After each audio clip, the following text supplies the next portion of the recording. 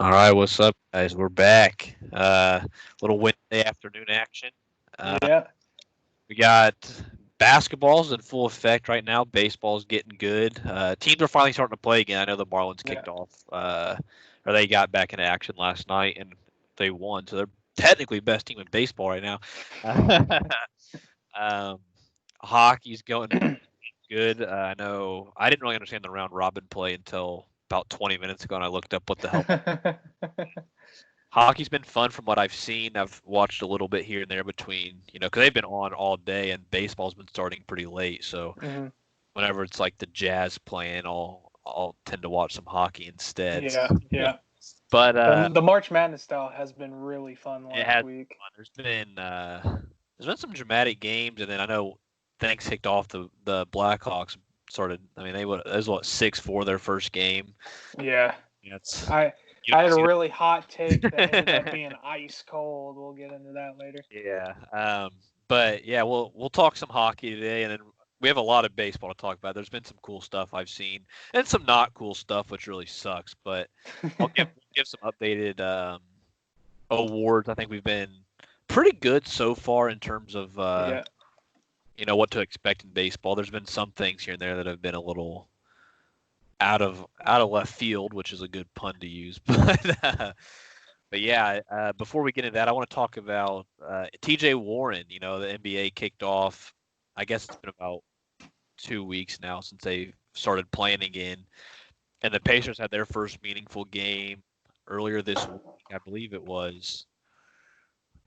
I'm not even going to pretend to know. I don't know what day they played their first game. T.J. Warren dropped the first 50-point game of the bubble in Orlando. He dropped 53 against a win over the Sixers, and the Pacers played that game without Domantas Sabonis. They had no business hanging with Philly, um, and Embiid kind of showed why. Embiid dominated that game also, but T.J. Warren could not miss. I think he shot 20 of 29 from the field, 9 of 12 from three, had 53 points. And then it's like, okay, is that a fluke? Everybody's comparing him to Corey Brewer, which mad disrespectful to T.J. Warren. And shout out to the Phoenix Suns. They traded him this last offseason. They traded him, I believe, for the Pacers' second round pick, or the Pacers took the second round pick and T.J. Warren Mhm. for cash because I don't think the Suns wanted him on their payroll, which for a guy who's 26 years old and is a walking bucket, that's pretty disrespectful to him. He came out in the second game. They played. Oh man, who did they play in their second game? I don't remember who it was. I'm drawing a blank here, big time. Victor Oladipo sat that game out because it was a back-to-back, and Warren dropped 34 points, I believe. Didn't shoot nearly as well. He struggled early, but he caught on late. Had 16 points in the third quarter and led the Pacers over a huge win. It was Washington. That's who it was. They Mhm. went on a. They had, I think they had like 20 something, 20-2 run to end the third quarter, pulled away and won. And then last night they played the Magic, who are technically the home team, even though there's no fans. TJ Warren had 32 points on 13 of 17 shooting. So I mean, he hasn't been really been missing, and he gets a chance tomorrow night against the Phoenix Suns, who might be have a little karma coming their way. We'll see if he can keep it up and see if there was a people were kind of wondering how our guys going to react to playing in a practice like environment. There's not going to be that rowdiness of the crowd or anything like that. You get to play more relaxed, and it seems like TJ Warren's been a guy who's really been able to take advantage. He's averaging like 39 points a game, which is absurd, but Sure, hopefully he can keep it up for the Pacers who are trying to fight for that number 5 spot. sure. And I mean, honestly, like, if we're being straight up, if they don't get the number five spot, that's not that bad of a thing. If they get the sixth spot, I would feel like you would almost prefer that, just because, granted, you're probably getting. I would assume Milwaukee's getting one, Toronto's getting the two, Philly with the three, maybe. I'm not entirely sure on what that race is in the East, but the difference is that would you rather have to go through Milwaukee in the second round, or would you rather take your chances and try to get them in the conference finals? Right. And you know, And that's a little disrespectful to some of those other teams because just because you're trying to avoid Milwaukee, that means you'd have to theoretically go through the defending champions. And boy, I haven't watched a whole lot of the restart on the NBA side. I basically went wall to wall with hockey over the last week, but the two games that I did watch were both Raptor games. They blew out Los Angeles convincingly, and then they beat. I want to say they beat Miami here a couple days ago. Toronto, they've got a lot of pieces. I mean, whenever they lost Kawhi, I think we all said that it was going to be tough for them to repeat because I mean Kawhi was integral during that playoff run. I think without them, I don't know if they get past Milwaukee last year, but Pascal Siakam's kind of coming to his own. Kyle Lowry's doing Kyle Lowry things. You have Fred Van Vliet stepping up, making big shots. You have Marc Gasol, Serge Ibaka down there, taking care of the defensive end. That team's a really good team. That is a solid defensive team. And in an environment like the bubble, you have guys like TJ Warren who probably put in a whole bunch of work during the quarantine, really disciplined, really putting up shots, really trying to get better. Against some guys who may have slacked off, may have taken a little bit of rest, guys Yeah. who have either been qualified for the playoffs for a while or maybe wasn't banking on the season restarting or something like that. You can see who's taking this time seriously. And I think the Raptors, I mean, you don't have the crowd to feed off right now.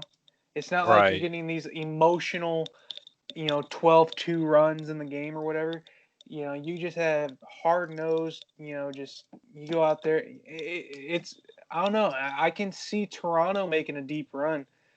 Just like if Indianapolis can stay hot, and if Indianapolis can, keep making shots and keep playing good basketball on both ends of the floor, who's to say they don't face up with Milwaukee and take them 6 or 7 games in that second round? I mean, they Yeah. I think the Pacers they went 1-3 against Milwaukee this year, and their three losses weren't even close. But I mean, it's gonna suck if they don't get Sabonis back. I believe they've reported it's plantar fasciitis for him, which, depending on how serious it is, it might be a break for them, considering what their initial report was that it was a severe injury. But sure. I mean, I don't know. They obviously nobody has anybody that can match up with Giannis. That's just a given. But the Pacers Yeah, really struggle on the rebounding side because Miles Turner's not really that low post rebounder type of guy. He's going to stretch the floor and he's going to block shots at the rim, but he's not going to be a guy who's going to be super physical underneath the basket. And I think with teams like Milwaukee and Philadelphia, it's going to be really tough in the playoffs. Embiid has always feasted on Miles Turner. And if Miles Turner gets in foul trouble, without Sabonis to back him up, you're asking yeah, a lot out of TJ yeah. Leafs. And And really, if that's you not going to be a good thing. well, I was gonna say if you look at the teams in the Eastern Conference that would realistically match up with Milwaukee, kind of the rest of the way through, I think their first round matchup would be against Orlando, right? Uh, I believe so. Yeah. Yeah. I'll So I check. mean, if they're facing Orlando in that first round, they're just gonna be Milwaukee's. No offense to Orlando, they're just gonna run through them. I think they're athletically more gifted. I think they can get to the rim at will. I just don't think Orlando has enough pieces to beat them. The thing that you got to do against Milwaukee in order to beat them, you got to do 3 or 4 things. You got to be able to make Giannis shoot from the outside. If you let him get into the paint and just use those long arms to dunk over you, try to get layups and stuff, it's gonna be a long night for you. If you can make guys like Chris Middleton, if you can make him beat you instead of Giannis, make him take posted up jumpers, make him take mid range jump shots, make him try to drive to the basket, you have a much better chance of winning than letting Giannis do it. And then you also got to make your threes. You know what I mean? If you're going out there and you're going to play Milwaukee, you can't be trading twos with them because they're going to make a hell of a lot more twos than you will. It's Right. just with Giannis and his gifted ability to be able to drive into the paint and try to use those lanky arms of his to get to the basket. You're gonna have to beat him some other way. I mean, Toronto did a really good job last year. They put Kawhi on Giannis. They made him hit free throws, which he had a problem doing last year in the playoffs. He had trouble getting inside. You had those. You had the guys like Ibaka. You had Gasol in there, man in the post. If you made Giannis take jump shots from outside, you had Kawhi in his face. And granted, that series went 6 games, but Toronto went out there and they looked like the better team for 4, 5 of those 6 games. I think game 4, game 5, it looked really bad. I thought Milwaukee was going to win that series, but Toronto they turned around because they did exactly what you had to do against them. Toronto this year they don't have Kawhi, but they do have Pascal Siakam, and I think Siakam is really fitting well into that Kawhi Leonard role. I think they match up well against Milwaukee stylistically. Obviously, everyone's had a 4-month break, so fatigue probably won't be that much of a factor if you get to that point in the conference finals. But that matchup, I think Toronto matches up the best with Milwaukee. Philly, it's tough. I mean, it depends on what version of Philly shows up. You know what I mean? Yeah. But I think if you're looking at the Final Four there in the Eastern Conference, and say you got Milwaukee versus Indy, Philly versus Toronto, I think that's a really good Final Four. You know what I mean? I think you can make 4 really good matchups out of those 4 teams. Right. Yeah.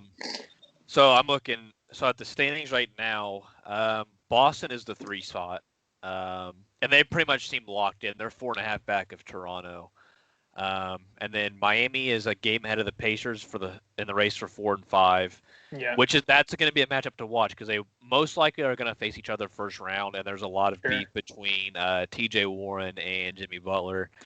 I don't know if you remember that. It was right before the season shut down. I believe it was January or February. They had played each other, and Warren had gotten ejected, and him and Butler exchanged words, and he was saying, meet me in the locker room, meet me in the hallway, all that kind of stuff. And they were going at each other. Then things kind of dissolved from there, but they haven't played each other since. So the Pacers do play the Heat twice in their final 3 games, I believe. I think they wrap up with the Lakers and then the Suns and 2 at the Heat. So it'll be interesting to see how that plays out. I don't know if they're going to have to take it a whole lot very seriously because it's not like home court matters. So if you're getting the 4 or the 5 spot, it's not going to matter where you're playing.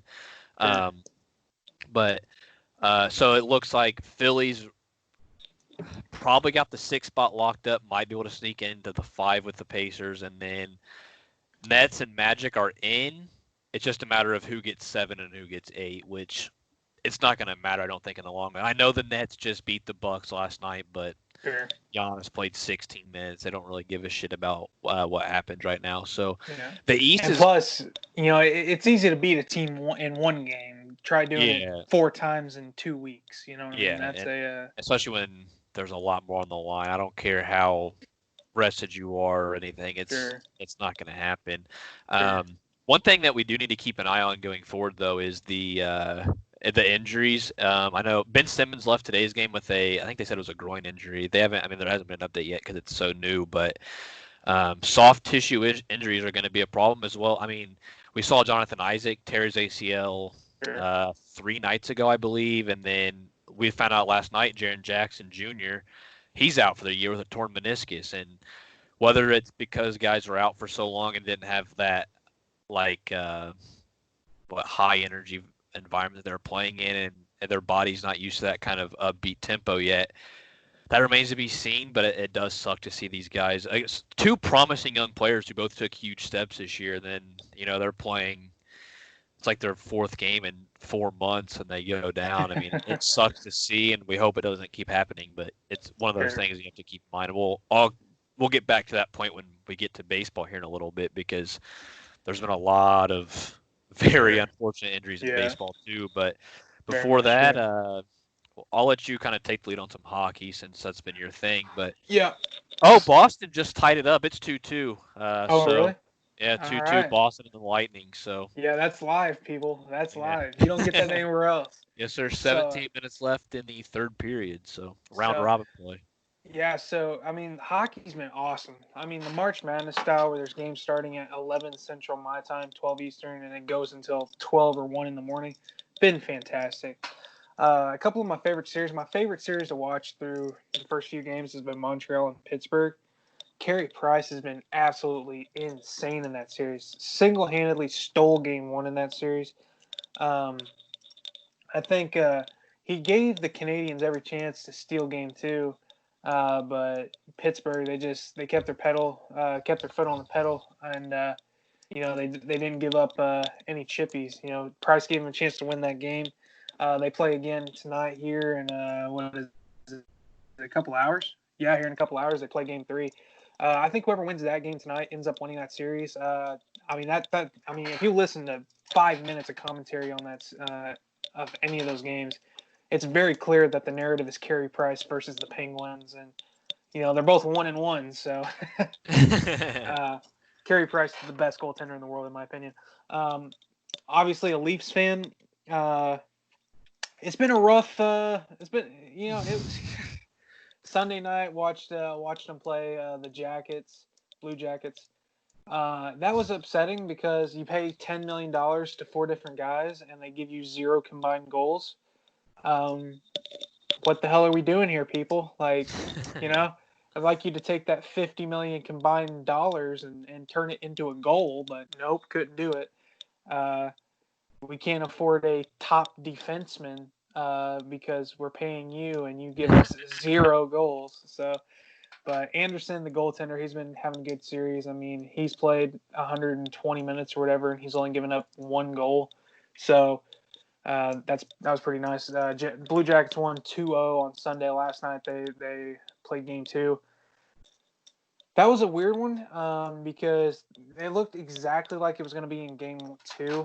In that game, basically Columbus, they stole a goal early in the third, and then they just kind of drained the clock throughout the series. Not having a shot clock really works in hockey because you can just sit there and pass the damn thing or keep people on the edges. Columbus did it beautifully. That's how they won. Thankfully, it took Toronto 96 minutes to score a goal in the series, but they finally did it.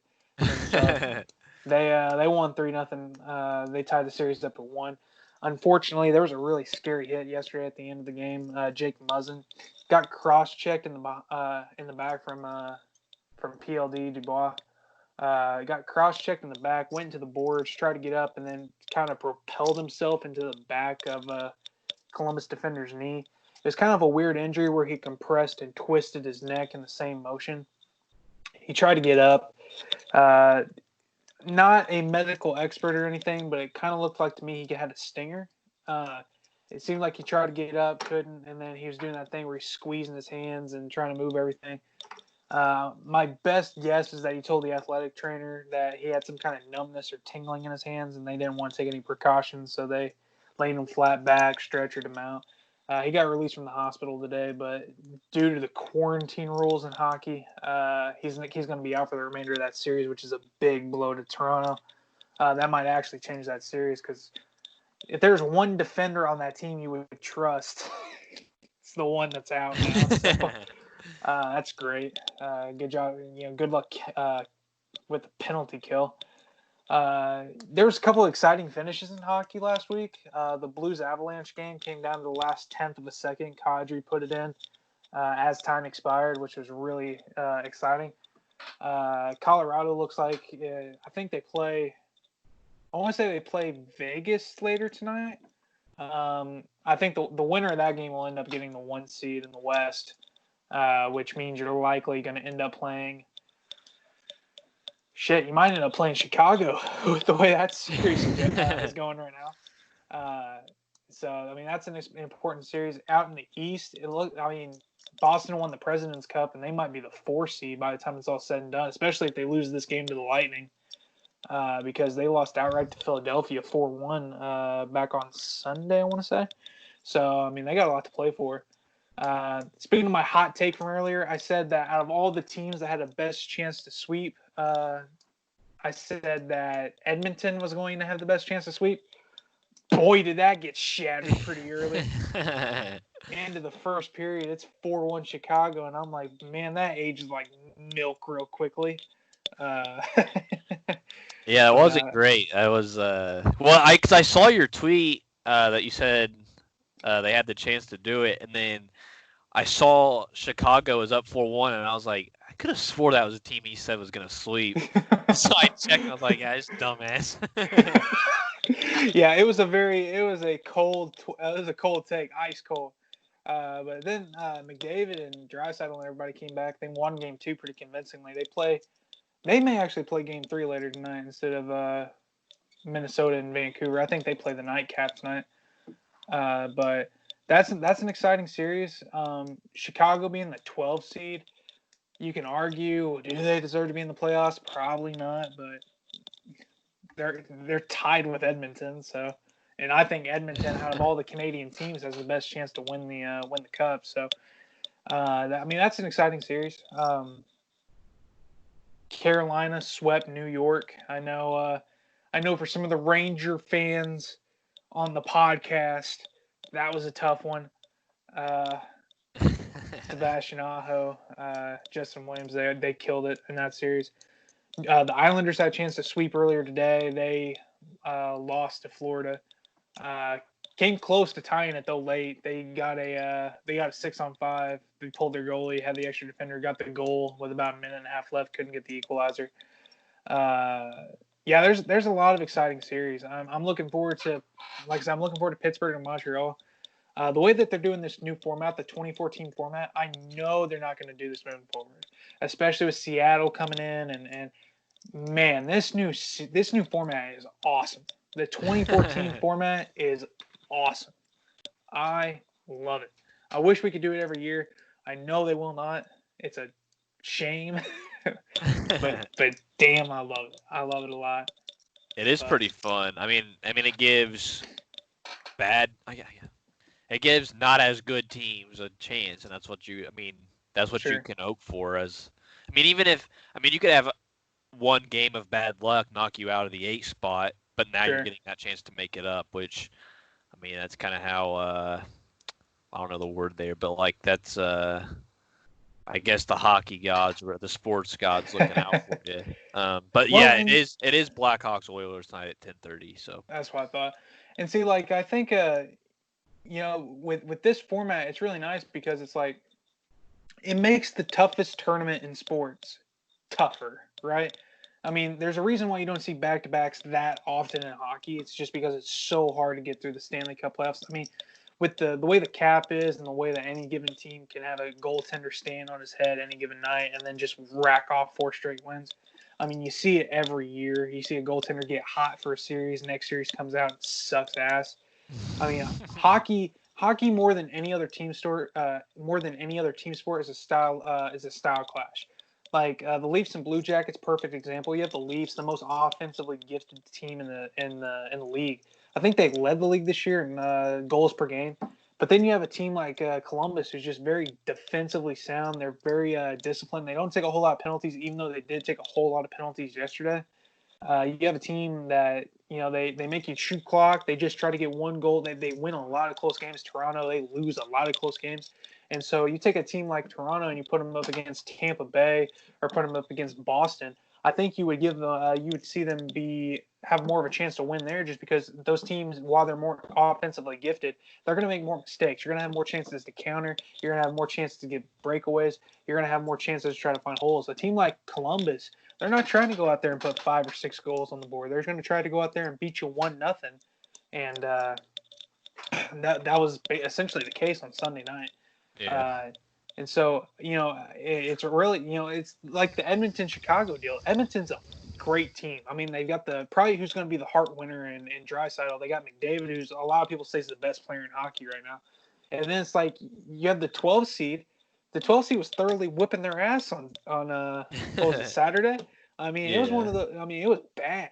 And I mean, Chicago. I mean, if they go out there and they get all they need is 2 more good games, and they've eliminated Edmonton out. So I don't know. It's gonna be really interesting. I'm really enjoying all the hockey on. It makes for some interesting times at work in between patients checking scores. So I mean that's fun. So, but yeah, as series wrap up next week, we'll have a lot to discuss, kind of talk matchups. If you guys want to go to NHL.com, they've got $1 million bracket challenge. Perfect bracket. You could win $1 million. It's a little free advertising there, by the way. You can send money to the show. It's all good. Hey, I mean, if they want to reach out to us, Yeah. because we are the official podcast of NHL hockey, so Yeah. Yeah. Oh yeah. I mean, I do enjoy hockey being on all day, just because I What mean, else now are the you watching NBA, in 12? yeah, I mean, NBA is getting there to where they're starting to play, but that's not going to stay. That's not going to remain, I don't think, once the actual playoffs start, because they're not going to be Sure, using all the courts at one time. But sure. I mean, it is fun. Um, yeah, I mean, I wake up at noon, so wake up, grab my breakfast, and then hockey's on, so I can roll with that all day. Even though, I mean, I'm not even Yeah, a hockey guy, but I caught myself watching. Was it Panthers Islanders? yeah, that was earlier today. I was watching that one. I don't care about either of those teams, but Yeah, just something to watch. and plus playoff hockey is so fun to watch. I mean, Yeah, those guys step it up. The hits are a little bit harder. The goals seem a little bit more important. I mean, it's really fun. yeah. But baseball, Yeah. obviously, we've. Weird start to the season. Oh, no kidding, no kidding. I think last week you gave your updated power rankings. I assume those changed in the Yeah, last I mean, week. shit, Marlins have to be number one. Do It's just they it's have? tough because what are you gonna say? Well, I was gonna say, do they have a better winning percentage than the Yankees right now? I don't think so. Are the Yankees 8-1? I want to say so. Yeah. Even if the Yankees lose today, they should be higher. Okay. So Because Miami's what 3-1.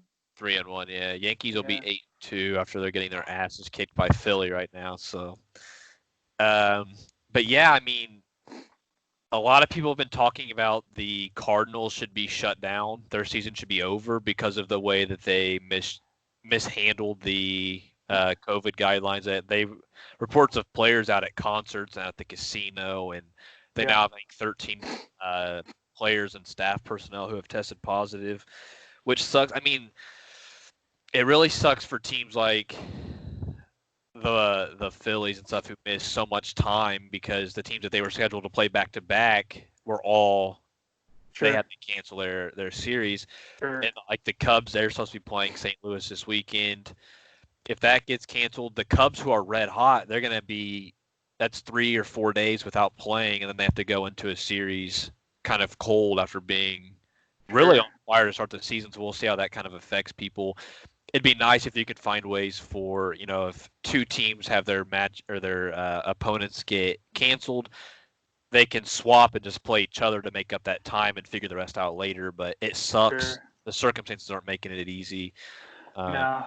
And I mean, it's difficult, right? Because you have a team like St. Louis, who, I mean, how many players ended up testing positive out of that? It was double digits, right? it was 13 total personnel that I last saw, but I know it was 7 players and 6 coaches or something like that. Okay, so I mean, 7 players, and they had an entire 4-game series canceled with Detroit. You had Miami who lost a week of time. You have Philly who lost a couple series worth of games, I think. And the problem is that with the scheduling how it was originally designed, there's only 6 off days. So Yeah, it's not, unless you're going to do double headers every day for a week, it's not like you got too much time to make yeah. this I mean, shit up. You know what I mean? they've already had to change doubleheader rules, right? They had to change it Yeah. from 9 inning games to 2 7 inning games. It was originally Yeah. supposed to be a 9 and a 7. Now it's 2 sevens. Yeah. The Reds, they've had it seems like every single day their game gets at least rain delayed, sometimes postponed. Sure. They've had to make up. They've already Sure. added double headers. They added a Sure. double header with the Cubs at the end of the season. I mean, it sucks, but I mean, it's what you're asking for when everything is handled so late and Yeah. so like hey, this is our season. It starts in 2 weeks. Well, now you have to figure out what you're going to do if anything wrong happens. And Yeah. baseball has not caught a break. No. I mean, it And sucks. and the problem is that you run into one of two problems, right? It's either you can field the team that is essentially a AAA team, or maybe worse, a AA team, and then you're risking the competitive integrity of the sport by having a team like the Yankees face a team like the Marlins, who isn't exactly a major league team to begin with, and then you're having Yeah, them face like the bottom tier of their lineup.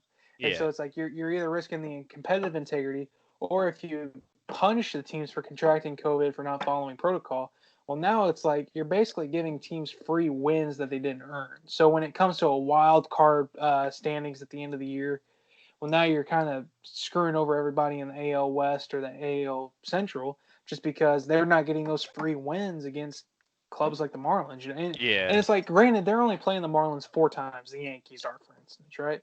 And no one in the AL East has had a big outbreak like the NL Central and the NL East. But the problem is you only have 60 games, right? The difference between the 1 seed and being out of the playoffs could be 6 or 7 games. You know what I mean? Yeah. And so when you have 4 automatic W's, well, hell, that could be the difference between, being in and hosting a playoff series. You know what I mean? Yeah. It's weird because like I understand why they wanted to do it to where you're playing only your same region, right? So it's Yeah. East is playing East and whatever. So you're limiting travel because there's only those 6 off days. You're not flying from Chicago to LA and then playing immediately. So that makes sense. That's what makes it tough for this whole, if your series gets canceled, you have to make up time. You can't just pick another team and go play them if they've had issues because now you don't really have that time allotted. You don't have there's no reasonable travel expense you can do for that, which is going to make it interesting. And another thing I don't understand is teams are given a taxi squad of 3 players. So if somebody does contract it, they can go to the IL and then you bring somebody else over from like an affiliate site. Yeah. The Marlins had 17 guys who couldn't play, and they had to call up all these minor league kids. And now they're bringing the rosters down from 30 to 28. And I think it's on Thursday, which is I don't even get that to begin with. Why start with 30 and then drop it if things haven't even gone well? Sure. But say you're bringing a guy up from, like the Cubs have their spot in South Bend, Indiana. They just brought a kid up for his MLB debut. How is he going to find housing or any sort of accommodation day of a game, figure out where he's going to stay, because you don't want to have him come from a place that he could have contracted it, come in, stay with another teammate, spread it to him, and then boom, it spreads to the entire locker room in the span of 24 hours because they don't have, unless teams are staying at hotels, but I haven't seen anything about that. I haven't either. Which I mean, unless you're forcing a player to quarantine in a hotel for however many days, but the problem is you can't really do the quarantine deal because you're supposed to quarantine for what, 14 days, 10 days, doesn't matter. The thing is, like, you get called up for a home series and then you go on the road on Thursday. Well, then it's like, well, son of a bitch, you know what I mean? It's like, I mean, if you call a dude up and he's got to quarantine 14 days, that's a quarter of the season. You might as well just keep the other guy that you're going to send down anyway, just put him on the 10-day IL and hope he's good when he comes back. There's no point bring another guy up because that's basically just, hey, we're going to replace an IL spot with an IL spot. Sure. It just doesn't make sense. I don't understand. I mean, maybe I'm just naive to what's actually happening. I mean, it doesn't make it. It really doesn't make a whole lot of sense. I think, I don't know. I unless something drastic changes, I just don't see how they finish the season. I mean, you have teams that are going to be playing so many doubleheaders that it's like, well, shit, you know what I mean? What do you do? So you have all these doubleheaders that are getting played. That doesn't count the rainouts. It doesn't. It's not like the virus thing's going to get better, right? I mean, as you get closer to the fall, I suspect more teams are going to test positive, right? There's going to be more breakouts. There's going to be, and Manfred already pissed the players off by saying, well, you guys need to follow protocol better and all that shit. And then you have players like Rizzo trying to call out, management and everything, saying, well, I didn't realize being in the clubhouse 8 hours a day was. Yeah, they keep saying we don't want to have you guys all on top of each other. Then they have a rain delay for 4 hours, and dudes are just stuck in the clubhouse for 10 hours because they get there in the morning. And Trevor Bauer brought up the same point before his start. I think they had an afternoon game, and they was supposed to start at like 2 o'clock or whatever, and they ended up not starting until or they ended up calling it a rain delay at like 5. They had a 3-hour rain delay. He's like, let me know if I need to warm up or not. I don't want to get to the clubhouse at 10, warm up get ready, get loose, all that stuff for 4 hours, and then sit in a clubhouse, get cold, be stuck with all my teammates after it's raining all day, and just find out that we're not playing that game. And then now I don't want to pitch tomorrow because I was kind of on and off all day yesterday. I mean, it really sucks for players, and they're doing their best to kind of speak out about it, but there's only so much they can really do. And it's poor to this point. Dude, that lockout in 2022 is going to be so nuts. Yeah, I can't. Baseball is heading down a very difficult path, I think, right Yeah, now. I mean, yeah. we've got teams that have played what 11 or 12 games, and you've got teams who have played 4. It's like, how are we going to catch that up in a I mean, you're reasonable not. fashion? No. I mean, you're really not. I mean, unless you're just gonna have the teams that have contracted the virus just play nothing but doubleheaders against each other. It's like you're punishing teams that did everything right by making them play these doubleheaders. You know what I mean? Yeah, and So how fair is it to have to play, uh, 14 innings a day at least for a week, sure, and I you mean, only have 28 guys on your roster? You can't yeah, play 28 guys, and I mean yeah. I that mean, just there's isn't. no player out there that like if you told the player out there right now, it's like, hey, you're gonna play 10 games over the next 7 days. Why? Yeah, And it's like we didn't like. Is there any rainouts? Like, no, your opponent from back in July. You remember how they got COVID? Well, you got to make those games up. And it's like, well, great. Now we got to mess up our bullpen. We got to try to yeah, fix our rotation. You know what I mean? And it's like, those guys aren't getting off days because they're going to utilize the off days to do double headers. So coming out of those series, they're going to face opponents that have been yeah. playing a Your regular amount best of games. bet for a day off is you're sitting for the first half of one of those doubleheaders and then coming in at some Yeah. point in that game to relieve Yeah. somebody else who needs it. I mean, it's going to be a mess. I'm excited to see what happens, but I'm not really excited for the players' sake. Really, it's more No. from an interesting, like, Yeah. just a fan perspective of how the hell do they plan on making this work. I mean, I think managers are really going to earn their money this year. I mean, you're going to really see who's top tier and who's not. I mean, you have a manager like Aaron Boone, for instance, has all the talent in the world you can ask on his team. The problem is that you can't play that talent 14 innings a day for weeks on end. You know what I mean? You just Yeah, can't do it. And so, but then you also have guys like Tampa Bay, and you have teams like Colorado who they don't have as many big name guys. They don't have Colorado's got Arenado, I guess, but it's like you don't have many of these marquee guys on their teams, and they're both doing well. I mean, Colorado, you had them in your rankings last week. I think they're still sitting in a playoff spot. Tampa Bay, I believe they're second in the AL East. I mean, I think both got good managers. I mean, I could see them managing this whole deal better than anybody. Now, yeah, nobody in the NL West has had to deal with COVID, so the possibility of chronic 14 inning games out there doesn't seem that likely at this point.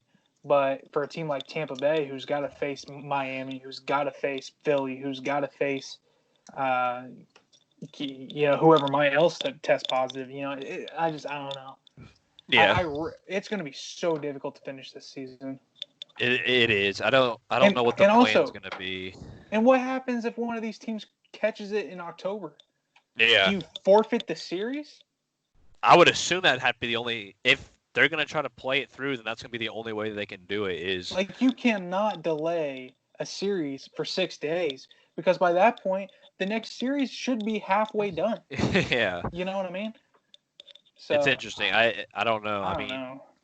but I guess to kind of go back to your point about the power rankings and stuff like that. I mean, it's going to be very similar as it was last week. I mean, the Twins and the Yankees are just running through the AL right now. Yeah, Yankees are losing today, but that's fine. You're not going to win them all.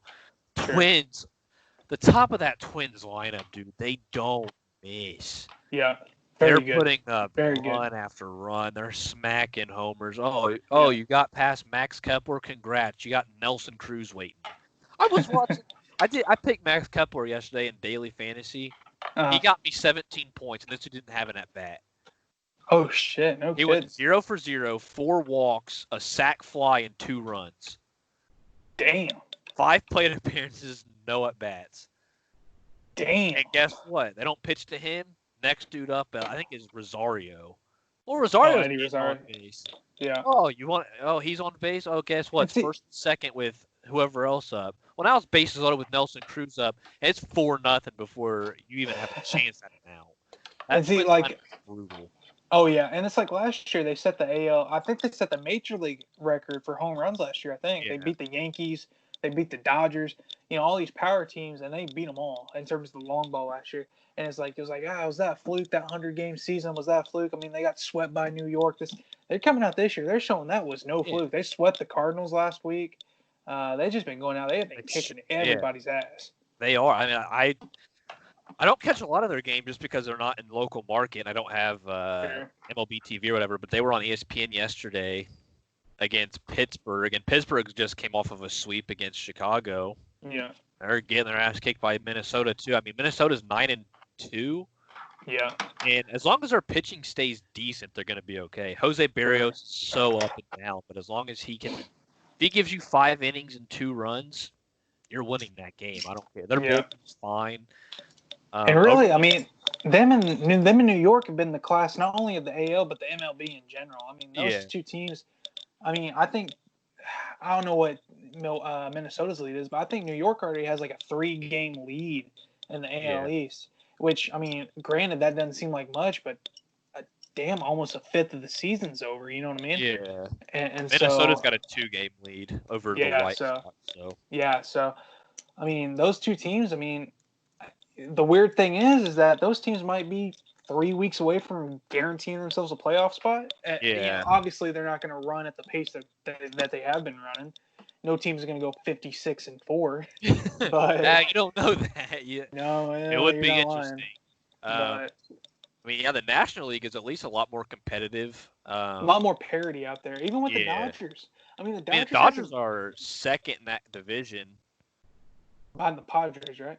Yeah, I mean, they're no, the Rockies are 8-2, Dodgers 8-4, Padres 7-5. So no kidding. They're all playing well. The Padres have been Tommy Pham's been coming up clutch for them. Fernando Tatis has been very good. Yeah. Chris Paddock, he's been pretty good off the mound for them. Yeah. I mean, I watched a game with them and Colorado. I think it was Saturday night. It was either may have been Friday night. It was either Friday or Saturday, but it was a game where they went extras. Mm-hmm. Or no, they didn't go extras. Colorado was leading going into the ninth. I think San Diego tied it with a base hit and then hit a 3-run homer. And then they almost blew it right back in the bottom. Yeah. But 8-7 was the final. Yeah, 8-7, and Colorado left the bases loaded. Yeah. Like, that was a crazy game. I've heard, I follow quite a few Padres fans on Twitter. A lot of them are saying, this bullpen sucks, and let me tell you, God, the Cubs, man. They're 4 games up in the division right now at 9-2. No kidding. And I mean, the Reds are giving me kind of a little bit of a scare because, I mean, damn, dude, the Reds' top 3 in the rotation might be the best top 3 in baseball. Sonny Gray's undefeated with a .96 ERA. Luis Castillo can dominate. Yeah. Trevor Bauer can really turn it on. I mean, I think the Reds strike out their starting rotation can strike you out as good as anybody else in baseball. And can you believe that Sonny Gray is being mentioned as one of the better pitchers in baseball? Yeah, I mean, biggest eye roll of my life when he played for New York, dude. Him getting shellacked in the postseason. And he's been unhittable for the Reds this year. Yeah. Did he come over to them last year at the trade deadline, or was he there all year? I can't remember how it worked. No, I want to say he was there all year last year. Because I know they got Bauer at the deadline. Yeah, I want to say he was there all year last year. Yeah, I mean, damn, they've turned it around. They got MVP. Oh, I'll get to that in a little bit. We'll hold off, but I mean, the Cubs 9-2, 4 games up. Their starting staff dominating. Tyler Chatwood's still pissing me off because he's doing well. I would have never guessed he would do this well. Darvish has been okay. We'll see how he does tonight. Kyle Hendricks got a win last night. And then, God damn it, their bullpen is so unbelievably dog shit bad. I don't know what I'm going to see if I can find it. Their 9th inning ERA has to be the worst in baseball history. Because they got a shutout the other day. Their bullpen was fine. And then Craig Kimbrell shit the bed. And then, shocker. Let's see.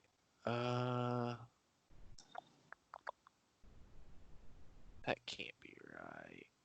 That can't be right. Well, this is the Cubs' ninth inning ERA is just .36. There's no way that's accurate.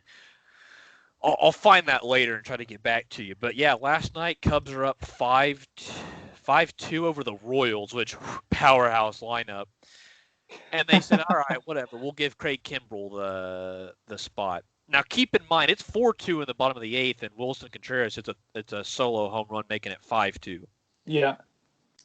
Well, Craig Kimbrell comes out in the top of the ninth, and he's been dog shit all year. And he decides to let the first guy on, and then the second guy doubles off the wall to right, and out second and third, no out. And David Ross, thank God, he's like, hey, we're going to pull this dude because he sucks. And they bring in Jake Ryan. Not bad, I guess. Well, he gives up a ground out. Now it's runner on third, and it's 5-3. Maybe runner on third, one out. Well, then it's a rocket up the middle for a base hit. It's 5-4, runner on first base. They're going to blow this game. Thank God Contreras got that home run in the eighth, or else they would have been tight going into extras because Craig Kimbrell sucks. Remember this dude? Okay, so Craig Kimbrell, when he was with the Red Sox, I saw a stat. He gave up I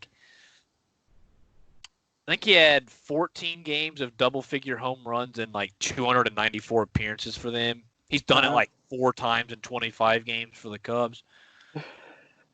Take a guess on this dude's ERA.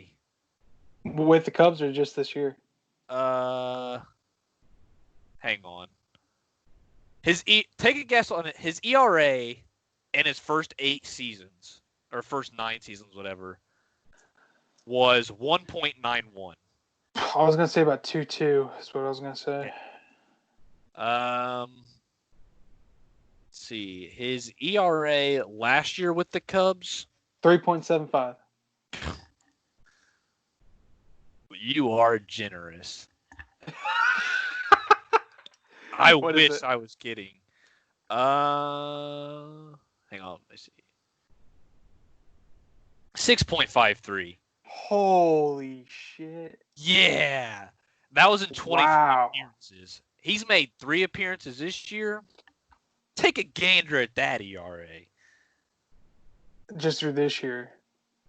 Yeah, 3 games.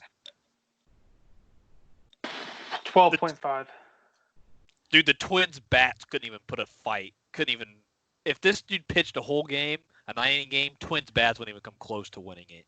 Not even close at 12.5. No kidding. What is it? 32.4. Dude's gone 1.2 and has 6 earned runs, 2 homers, and 4 walks. His ERA with the Cubs is 8.46. That's the single greatest stat line I've ever read or ever heard. Does it not show blown saves? Oh man, that's funny. He only has 13 saves with the Cubs in 2 years. That's he's been dog shit, and it pisses me off because they paid quite a bit for him, and I was excited to get him because they needed that. They needed a bullpen arm. Apparently, he wasn't the answer they were looking for. Sure. But yeah, the Cubs, they're somehow 9-2. I don't know how they're doing it. You remember last year when we were talking about why hasn't any team signed Keuchel? Why hasn't any team signed Kimbrell?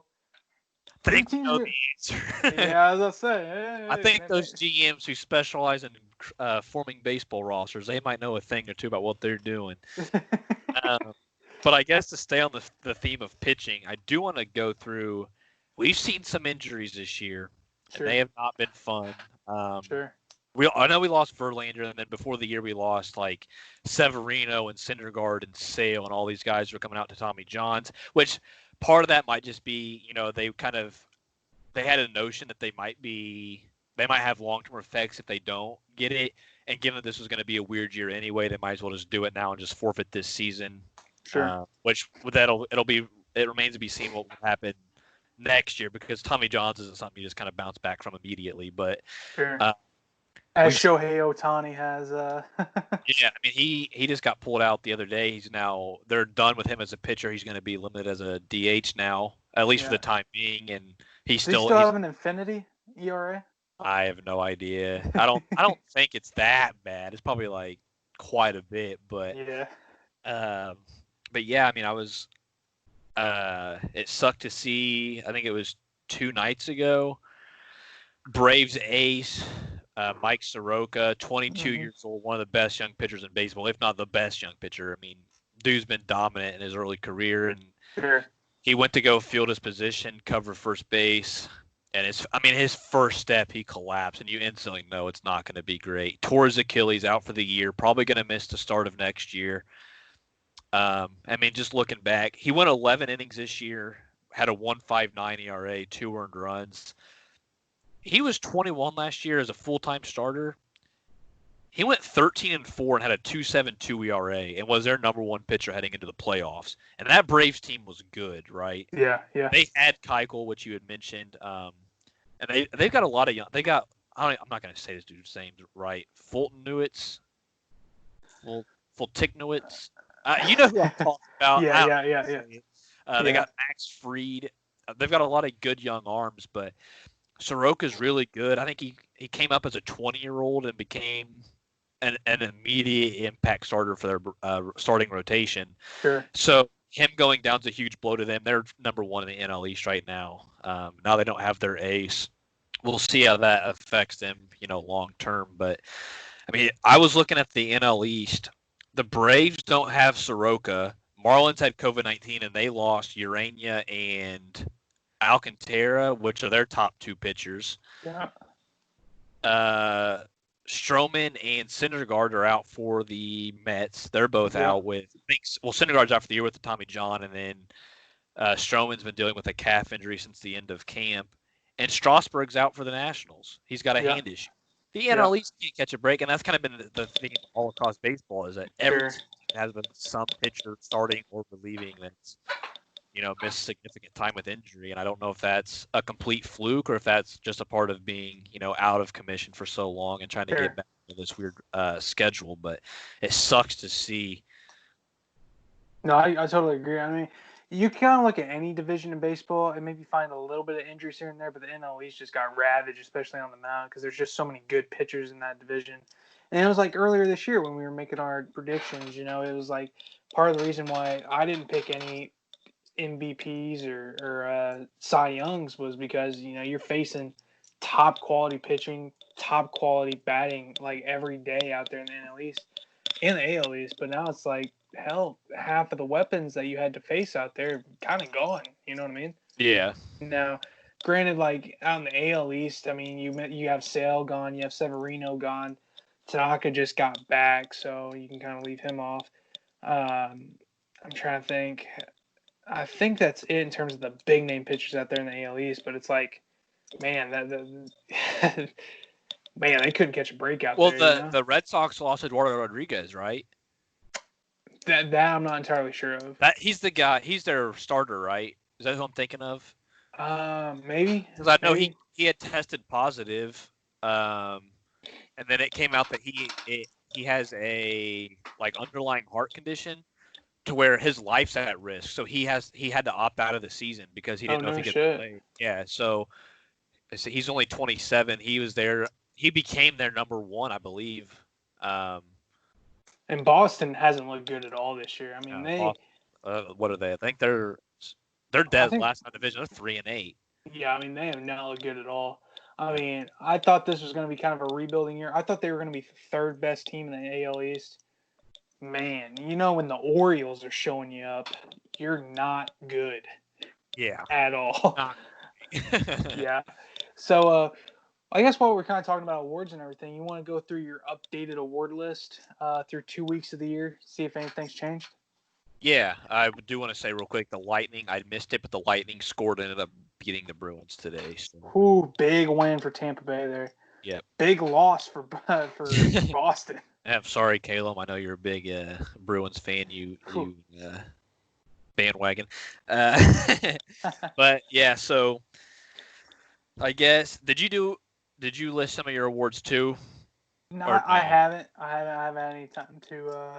I haven't had any time to kind of go through and list them, but I will react off yours. How about that? Okay, that works for me. So I'll go AL and NL at the same time. So AL Cy Young is pretty much a no-brainer for me right now. Through 3 games, Shane Bieber, dude, 3-0 with a .83 ERA. Yeah, He gave up his first 2 runs last night, I believe it was.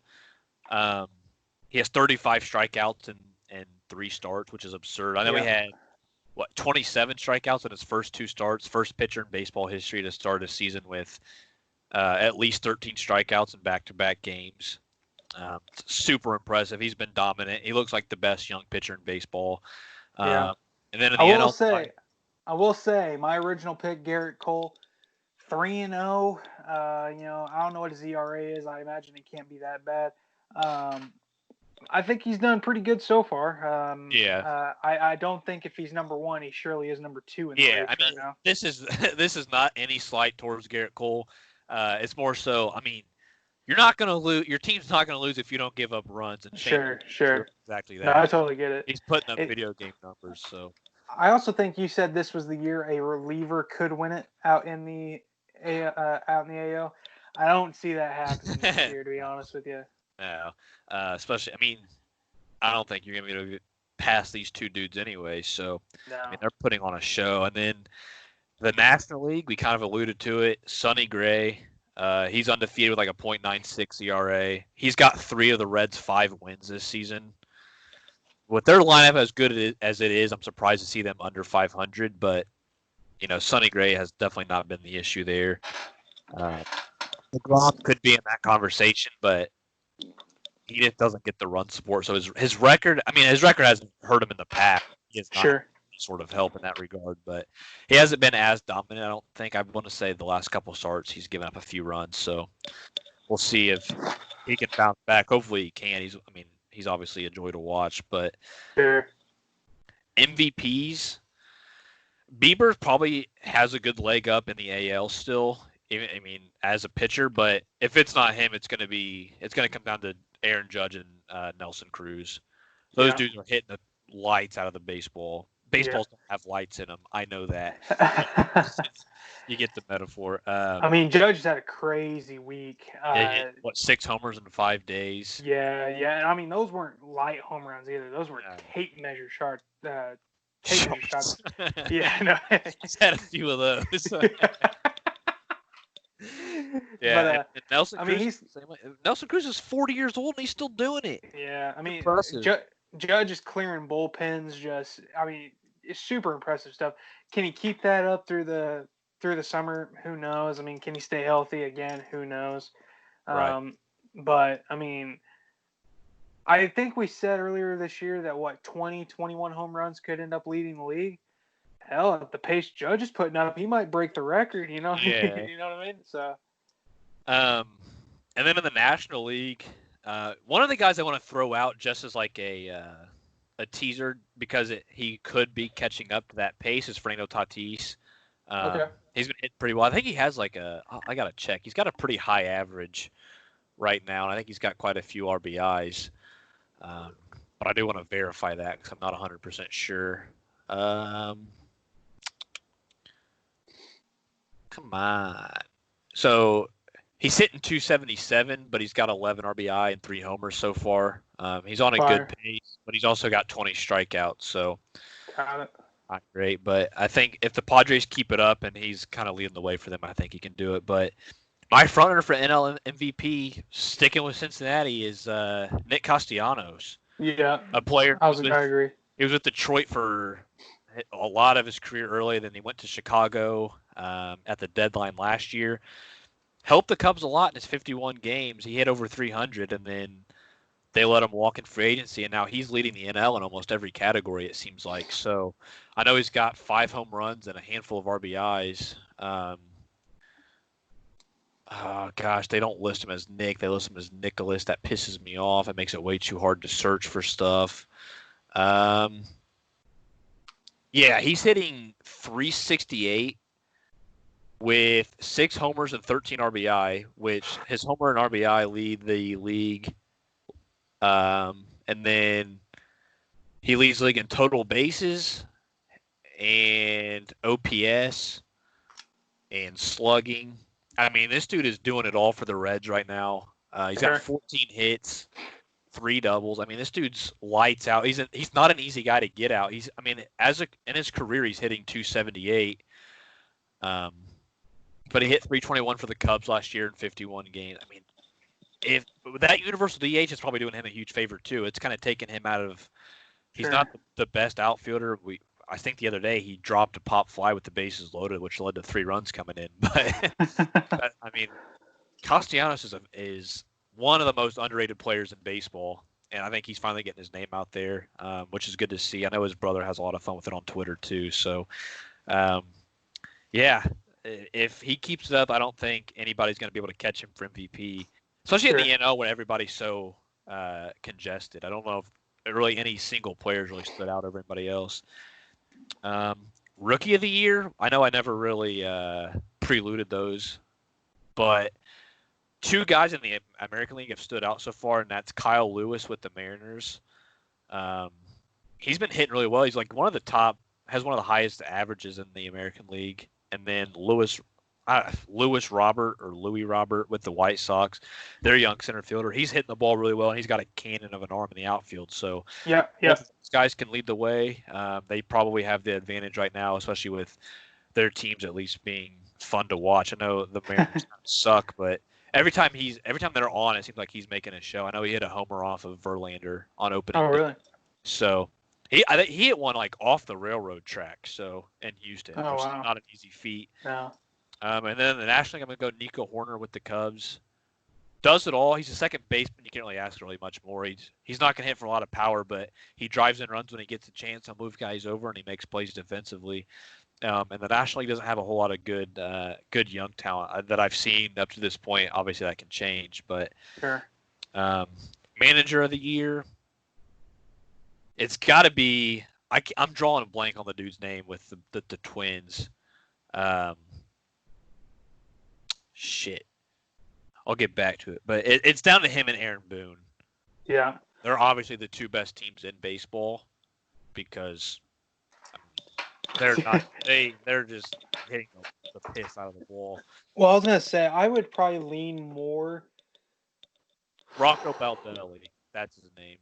Man, I hate to sound like a homer. I kind of lean more towards Boone just because he's had to deal with all the COVID stuff, whereas Minnesota hasn't. You know what I mean? Right. He's had to deal with unexpected off days, unexpected travel.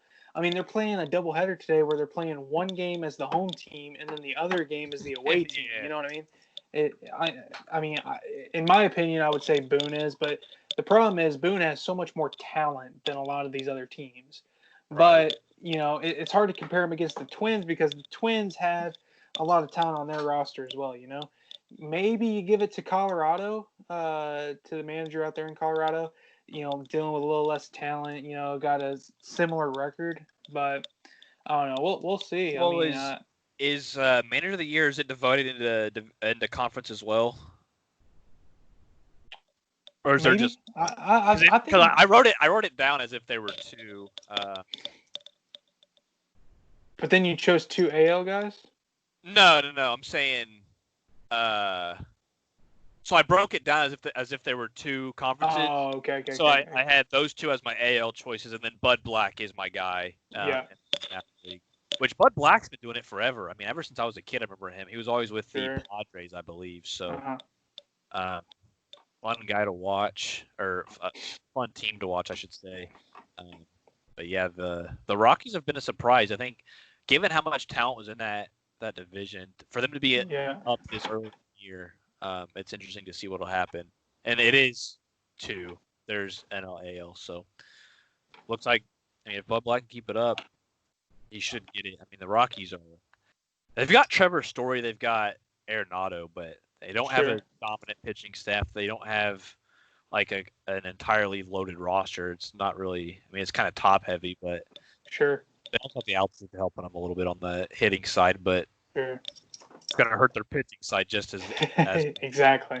So yeah, I mean, baseball's been fun this year. I like what I've seen. I've watched a lot of the Reds game just because they're in the local market, so they're always on. Cubs games are always on. And then, MLB Network, they do a good job of showing at least a late game every day. Usually it's the Giants or the Padres. So, did you see Trout's homer last night? Was that? Yeah, I did actually. He came back his first game back after the birth of his kid. Yeah. Ripped one to left center. That dude's probably the best baseball player we'll ever see. Hot take. I mean, all around, this dude does it all. I mean, I guess it's hard to tell, like, what kind of, like, freaks of nature are going to come through because, we see it all the time. I mean, Mike Trout has been so dominant for so long. I mean, the dude doesn't make mistakes.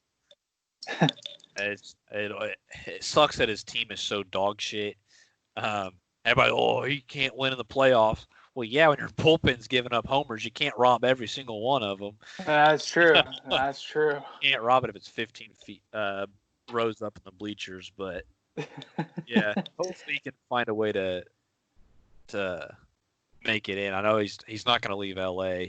No.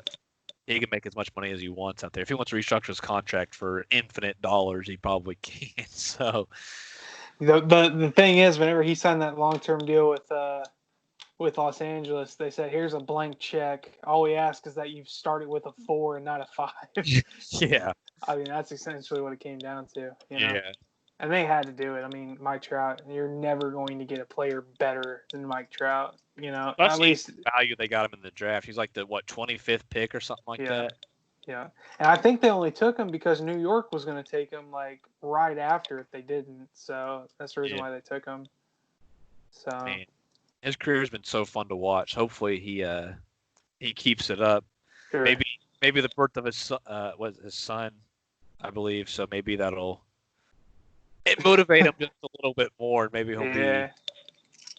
I mean, it's just impressive. I wish he could win MVP again, but I don't know.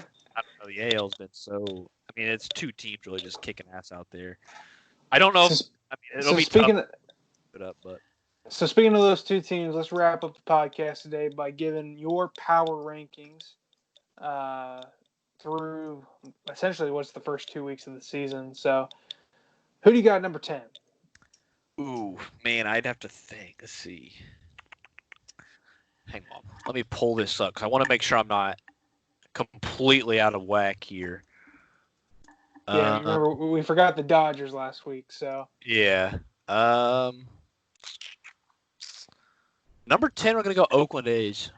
Okay, I respect that. They lead the AL West. Not a great division, but they're doing all right out there. They've had 2 walk-off grand slams in 2 weeks, so something's going right out there. Yeah, a little something in the water out there, as they say out in Oakland. So, number 9.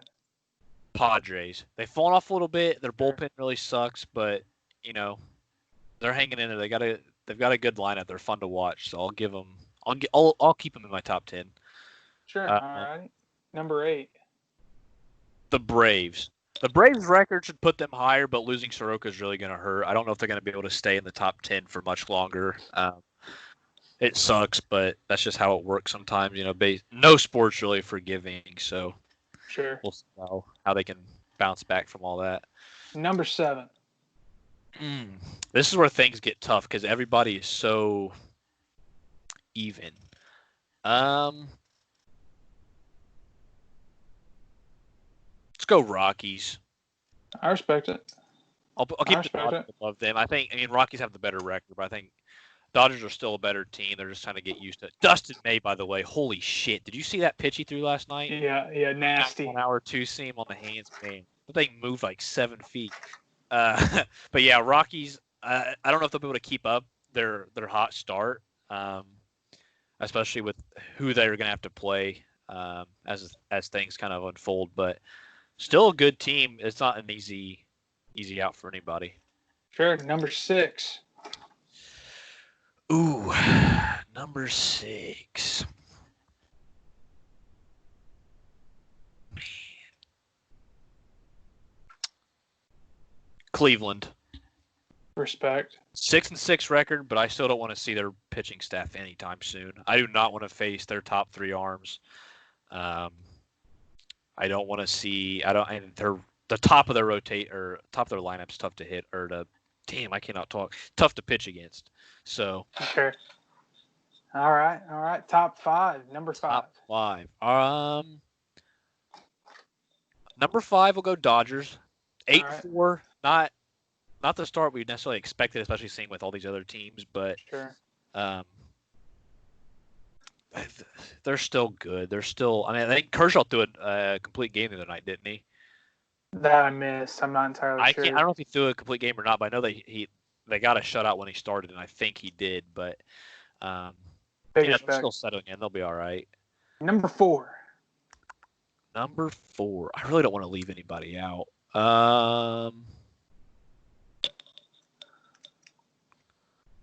Man, oh man. Man, oh man.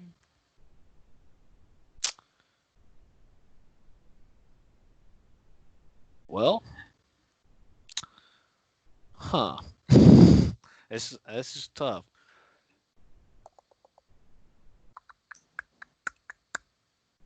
I don't know.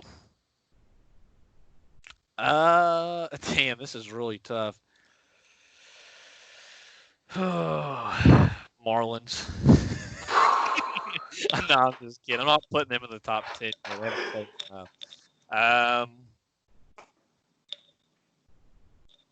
I kind of want to say the Reds just because of their rotation, but their record just makes it too tough to put it this high. And I don't want to, because then it looks like, oh, you picked them early in the year. You got it back. Yeah.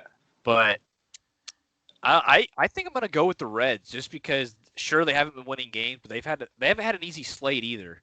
Keep in mind, I think they're only teams they've played, I think, so far are the Indians and the Cubs. So it's not like easy on them. So sure. They're 5-6, but I mean, Sonny Gray's still pitching well. Trevor Bauer and Castillo are pitching well. Their bullpen's been a problem, but their lineup can put up runs if they need to. I know Joey Votto's still with them. He hits the ball well. So I'll say Reds at 4 despite being under 500. All right. I mean, I respect it. What about 3? Cubs, 9-2.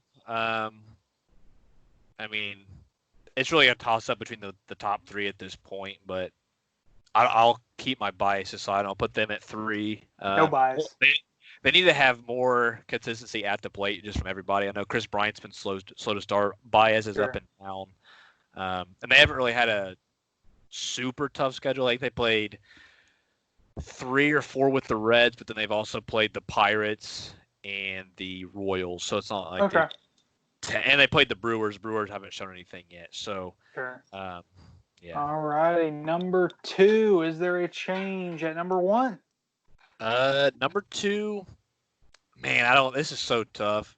After seeing the Yankees today, I'll drop them to 2. Oh my god. Okay. They looked bad. I know it was a doubleheader, but yeah, I know they kind of. I mean, they're still not going to be a fun team to play, dude. You're not going to want to sit there and go through their lineup 1 through 9. Yeah. Hopefully they can. Even if they put Brett Gardner at 5. Yeah, I mean, hey, not everybody can. Oh, my dogs are starting to suck. That's awesome. But yeah, even if you want to put your worst hitter at 5, that means your 6 through 9 is going to be fine. So that was a rhyme. So whatever.